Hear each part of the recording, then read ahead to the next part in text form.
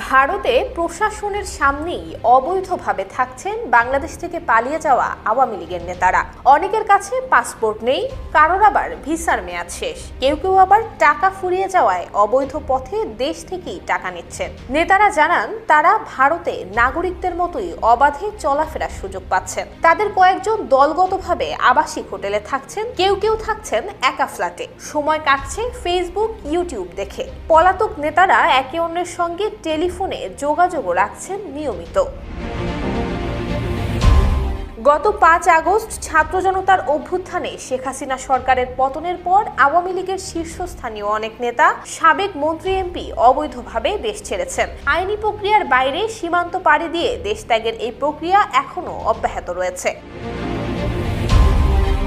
নেতারা অবৈধ পথে দেশ ছাড়াই ইমিগ্রেশন বিভাগের নথিতে কারোরই দেশ ত্যাগের তথ্য পাওয়া যায়নি।